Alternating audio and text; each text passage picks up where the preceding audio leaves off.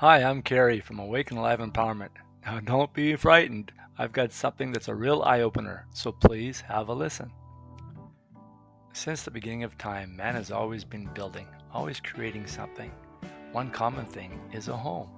I'd like you to take a moment and think of yourself as a house and what you've been creating with yourself.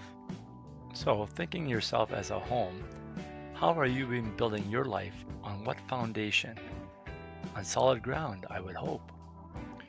In some cases, people have their homes themselves built on sand, where things are kind of falling apart over time.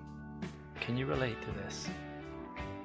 Over time, their lives have been weathered from storms and hurts and pains and bruises.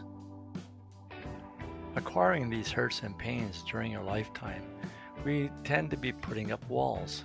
What kind of walls have you been putting up over time?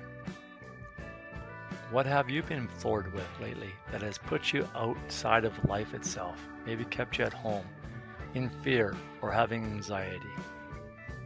Have you set any boundaries up in your lifetime? Or is your home as a person being open windows and open doors for anyone to come in and give you disrespect and hurt and harm you?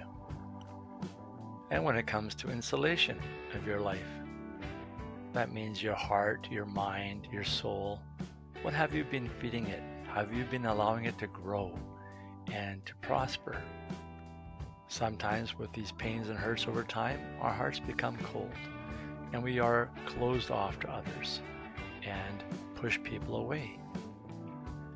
Since birth, we acquire what they call shadow talk, negative things about ourselves like, I'm not good enough, I'm not smart enough.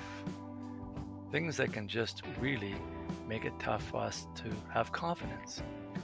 So, would you like your life to be healthy, your home to be a healthy home?